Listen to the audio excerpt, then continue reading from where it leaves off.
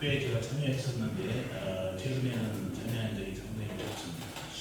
마치 오늘 이 자리를 초대해 주셔서 감사하고 또 오면서 보니까 제가 45년 전에 처음 소위라고 왔던 그 부대가 바로 이 뒤에 있는 까치오리라는 여기 남아있잖아요. 이 이름이 그 안쪽에 보면 인천 경인고속도로 산 밑에 그게 건바이성인가 뭐 그렇게 불렀을 거예요. 그게 아직도 자리가 남아있고 그 앞에는 완전히 바뀌었더라고요. 그래서 추억이 많습니다. 군대 생활의 추억만 있는 게 아니라 이 소대장 생활하면서 제가 목회자의 꿈을 꾸었던 곳이 바로 이곳이었었습니다. 그 제대하고 나서 참으로 국뽕공을 하고 이제 신학을 하려고 하는데 장가도 가야 되고 돈도 벌어야 되고 하다 보니까 한 20년이 세월이 흘렀어요.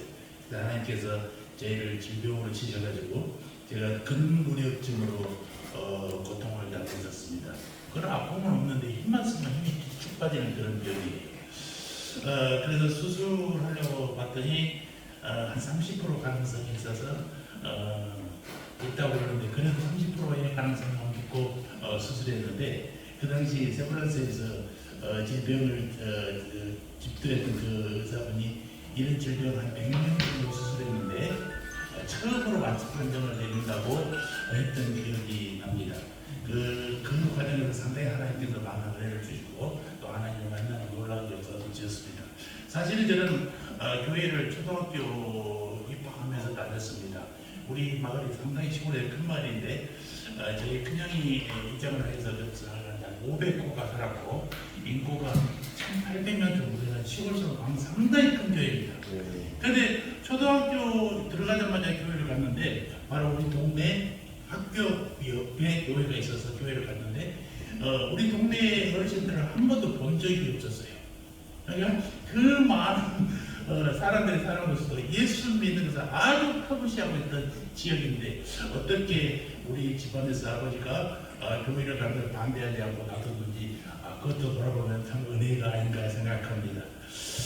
그런데 참으로 학교 다닐 때는 착하고 모범적인 기독교 학생이었는데 제가 정말 창피한 얘기지만은 하나님을 만난 것은 대학교 4학년 10월 달쯤이었습니다.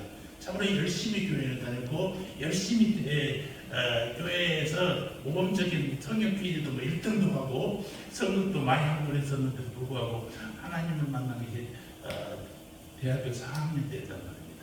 얼마나 부끄러운 일입니까? 그러나 난 그 시간만이라도 하나님을 만나는 것이 얼마나 감사한지 모릅니다. 그래서 군대에서 정말로 여기서 목회자의 꿈을 꾸었는데 43년 만에 만난 우리 비옥의 동기가 하나 있어요. 그 친구가 만나서 하는 얘기가 내 방에서 늘 찬송 소리를 들렸는데 여러분 기억하십니까? 최미의 아람네 나를 알았네 이젠 듣기하지 않으니 그 찬송 오면서 제가 다시 한번 유튜브 보니까 그 아직도 나와 있더라고요. 그 노래를 들으면서 그전에는 참으로 교회의 지식이 오전책을 읽는 것처럼 그렇게 읽고 교지에 습기 쓸 때 이용하고 그랬었는데 하나님을 만나고 나서 너무나 기뻐서 이제까지 삶이 너무나 후회스럽고 그랬습니다만은 이렇게 부끄러운 얘기도 할 수 있는 것은 우리가 정말 예수를 종교로만 대할 게 아니라 정말 하나님을 만나는 역사가 있어야 되지 않겠느냐 하는 것입니다. 그러니까 참으로 군대생활 하면서 목회자의 꿈을 꾸었다는 것, 거기에 따른 하나님의 은혜가 너무나 컸고, 그리고 저는 20년 전에 아까도 얘기했지만 그 수술로 인해서 이세상 사람이 아닐 뻔했었습니다. 그럼에도 불구하고 그때 수술을 시작하려다 보니까 피가 멈추지 않는다는 게 아니고 수술이 포기됐었어요. 그 기도원에 갔는데 기도원에 가서 내 마음을 바꾸고 하나님의 음성을 순종하겠다라고 하니까 일주일 만에 그 검사 결과가 바뀌는 거예요.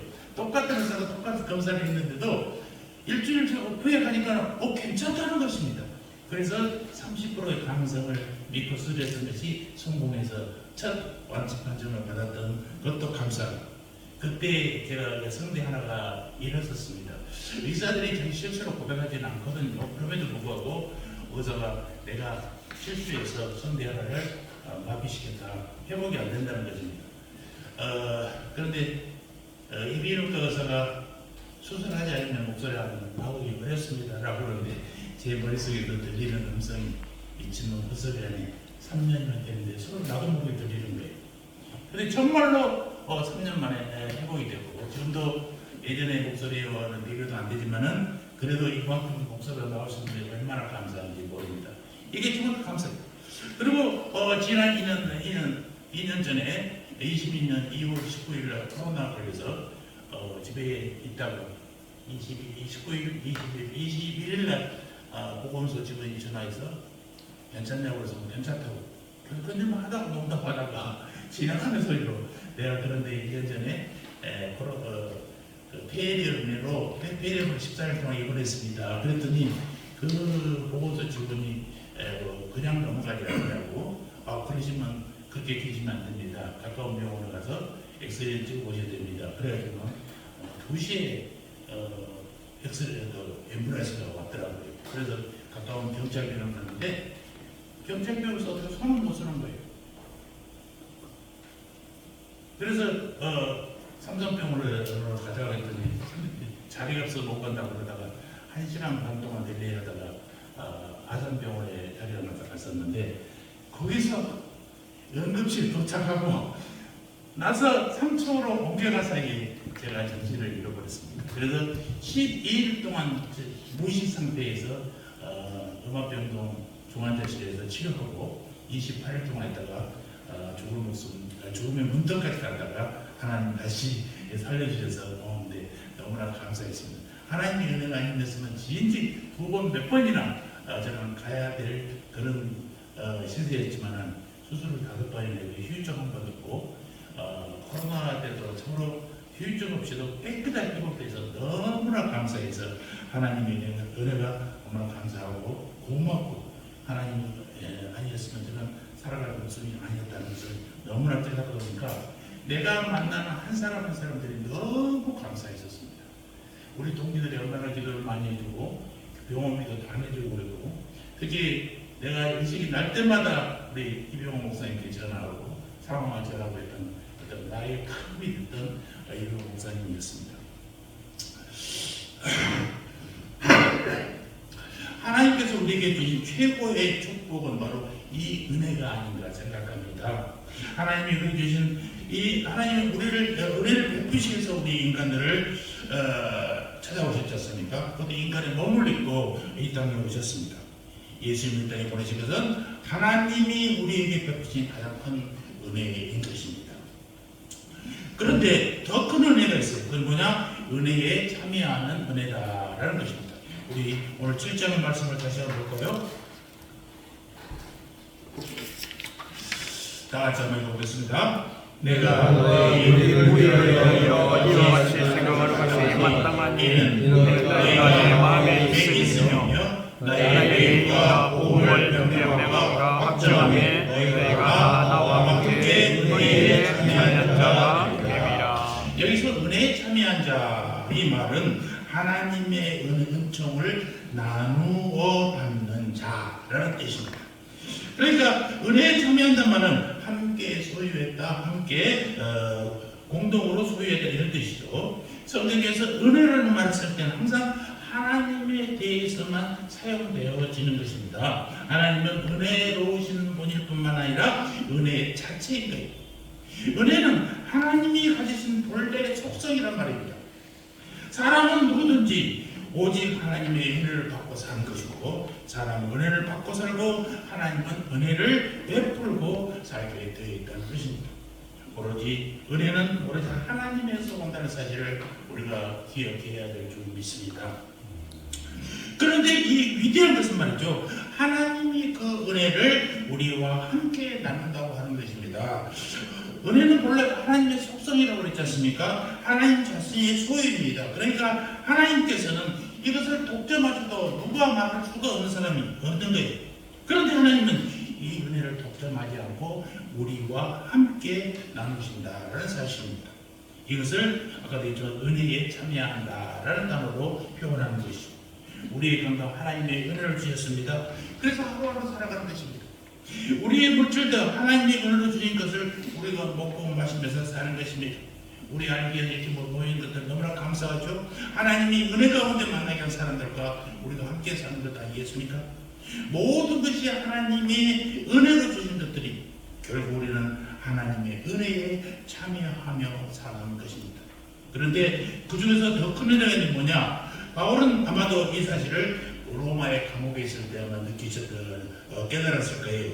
어느 날 하나님의 은혜를 묵상하다가 하나님이 나로 하여금 하나님의 은혜에 참여하게 하셨구나. 나의 모든 삶은 모두 하나님의 은혜에 동참하며 사는 것이구나 라는 깨달았다는 것입니다. 이 사실을 깨달을 때 얼마나 기뻤겠어요. 그것을 그래서 빌립보 교회들과 나누고 싶어 했을 것입니다. 이 시간 우리 모두와 함께 이 은혜의 말씀의 맛을 느껴보고자 합니다. 바울이 밝히는 첫 번째 은혜는 하나님의 사랑에 참여하는 은혜입니다. 3절에서 5절의 말씀을 볼까요? 내가 너희를 생각할 때마다 나의 하나님께 감사하며 간구할 때마다 너희를 위하여 기쁨으로 항상 간구함은 너희가 첫날부터 이제까지 복음을 위하여 참여하고 있기 때문이라. 빌립보 교회는 바울의 첫사랑입니다. 빌립보 지역은요, 여러분 잘 아시다시피 터키 건너편 그리스 반도에 있는 마게도니아 동쪽에 있는 도시잖아요. 그 빌립보는 좀 특색이 있어서 저희는 로마의 폐역 장군들이 많이 거주하는 지역입니다. 로마의 폐역 장군들이 로마에 충성하고 굉장히 충성하는 지역이죠. 거기서 예수를 전하면 몇 개 들어가지 않는 거 아니겠습니까? 참으로 힘들었습니다. 루디아를 통해서 교회가 한 사람 한 사람 늘어나게 됐어요. 그리고 20년 동안 그들과 변함없는 사랑의 교제를 나누고 있던 교회가 빌립보 교회인 것입니다. 이 빌립보 교회는요, 바울이 잘할 때만 따는 게 아니에요. 바울이 어려울 때도 늘 함께했고 그 감옥에 있을 때도 변함없이 바울을 돕고 기도했던 것이 빌립보 교인들입니다. 그러니 빌립보 교회와 성도들은 바울에게 얼마나 소중한 존재들이었겠느냐 우리가 생각해 볼 수 있습니다. 바울은 빌립보 교인들을 생각할 때마다 눈물이 났다는 것 아니겠습니까? 얼마나 이들이 보고 싶었으면 3절에 내가 너희를 생각할 때마다 나의 하나님께 감사한다 라고 표현하고 있습니다. 얼마나 기도중에 만났으면 4절에 간구할 때마다 너희 무리를 위하여 기쁨으로 항상 간구한다 라고 말하겠는 얘기입니다. 여러분들은 우리들은 어떠십니까? 주 안에서 만난 성도들과 주일날 교회에서 만날 때마다 정말로 사랑스러운 모습으로 사랑하는 마음으로 또 감사하는 마음으로 만나고 있는지 한번 생각해 보시기 바랍니다. 만약 그러셨다면 우리가 정말 다시 한번 회복해야 되지 않을까 생각합니다. 회복해야 할 이유는 이 성도 간의 사랑의 문제는 인간관계의 문제가 아니라 영적인 문제이기 때문에, 영적인 문제는 뭐냐? 곧 은혜의 문제이기 때문에 그렇다라는 것입니다. 성도는 하나님께 은혜 받는 만큼 사는 것입니다. 은혜는 공로 없이 주시는 하나님의 선물이지 않습니까? 우리는 하나님께 아무것도 한 것이 없는데 하나님이 우리에게 거저 주신 것이 바로 은혜입니다. 이것을 성경은 은혜라고 기록하고 있다는 것입니다. 따라서 은혜는 반드시 사랑으로 나타나게 되어 있어요. 왜냐하면 은혜는 본질적으로 사랑이기 때문에 그렇습니다. 은혜는 하나님이 우리에게 주신 본질적인 사랑입니다. 그런 사랑은 다른 사람에게 베푸는 하나님의 은혜이기 때문에 그렇습니다. 우리는 은혜 받는 대로 사랑하고 사랑한 만큼 은혜를 누리게 됐다는 것입니다. 은혜 받으면 사랑합니다. 성도 간의 사랑은 상대방이 조건에 따라서 되고 안 되는 그런 사랑이 아니에요. 내가 받는 은혜에 따라서 되고 안 되는 사랑이라는 것입니다. 성도 간의 사랑은 정말로 내가 은혜 받았기 때문에 사랑하는 것 아니겠습니까? 저도 아까도 얘기했지만 정말 일찌감치 교회를 나왔습니다만 참으로 착한 기독교 학생인 것은 칭찬을 사람들에게 받았지만 하나님에게 사랑받는 일을 한 적이 없는 것 같습니다. 그러나 늦게나마 하나님을 만나고 하나님을 깨닫고 하나님께 감사할 수 있는 것이 너무 얼마나 감사한지 모릅니다. 그래서 제가 개척을 하면서 참 마천동 지역이 송파에서는 상품 가난한 지역에 속합니다.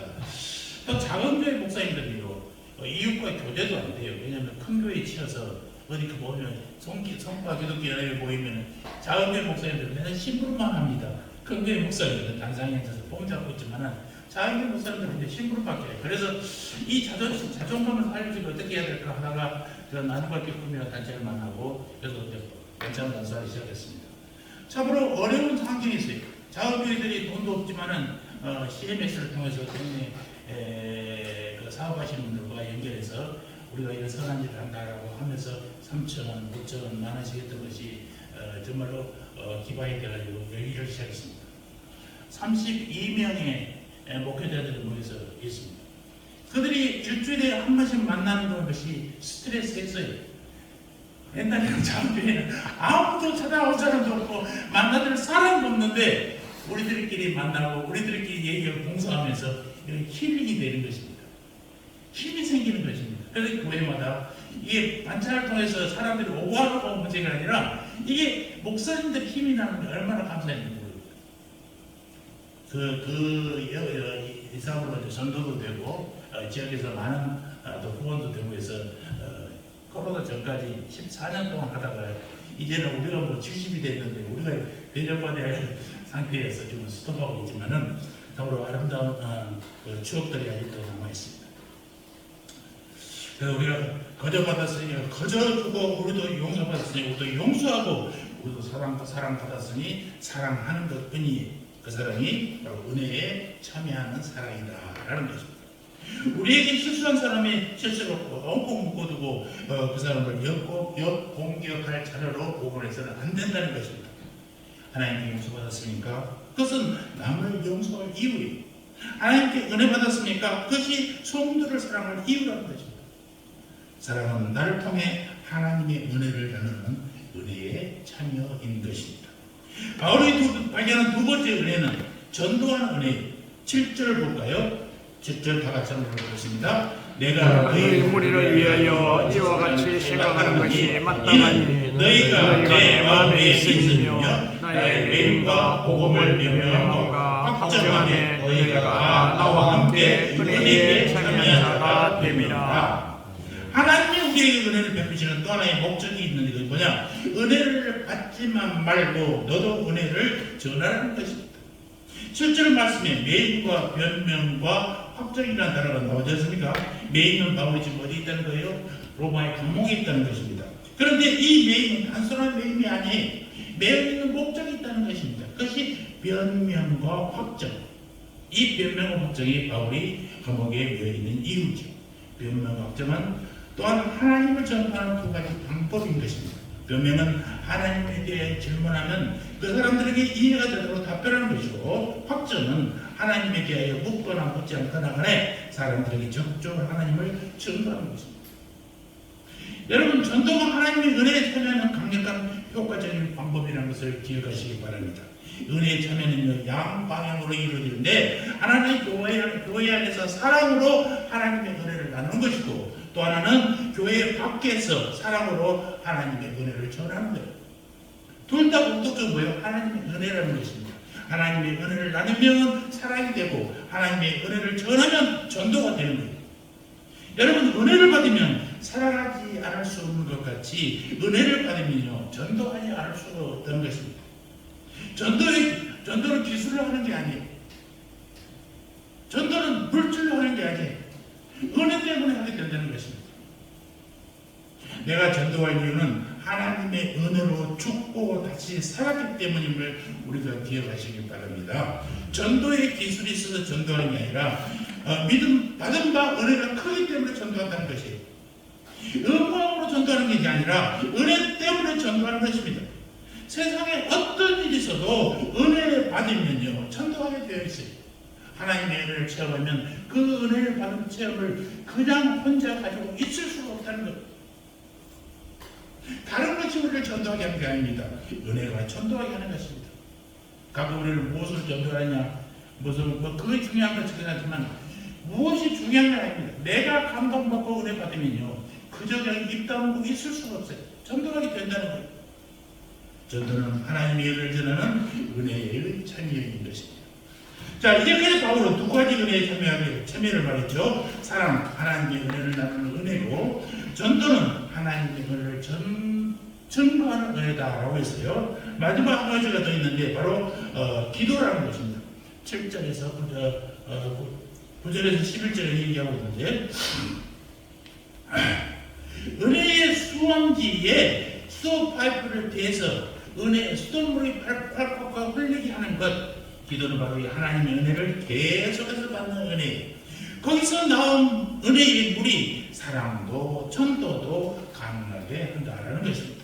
사실 우리가 기도하는 것 자체가 기적 아니겠습니까? 기도는 하나님과 인간이 만나는 영적 대화입니다.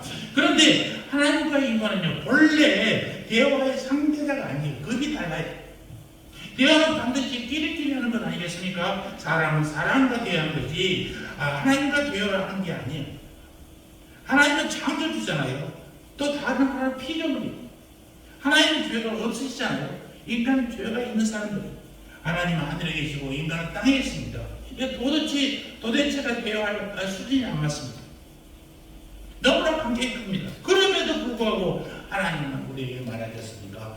오라 우리가 서로 변론하자. 구하라 주실 것이요 찾으라 찾을 것이요 문을 두드리라 열릴 것이라. 너희가 내 이름으로 무엇이든지 빌면 내가 시행하리라. 환난 날에 나를 부르라. 내가 응답하리라 라고 말씀하고 계시는 것입니다. 우리는 기도할 때 늘 응답에만 신경을 씁니다. 사실 기도의 응답은 2차적인 은혜일 뿐이에요. 기도하라, 기도하면 들어주겠다 라고 기도에 초청해주는 은혜가 훨씬 더 큰 은혜라는 사실입니다. 아까도 했지만 대화할 상대가 아닌 우리를 하나님이 만나주시겠다고 우리를 찾아오셨잖아요. 우리가 찾아간 게 아니라 하나님 우리를 찾아오셨어요. 낮고 천할 이 땅에 오셔서 우리와 함께 하신단 말입니다.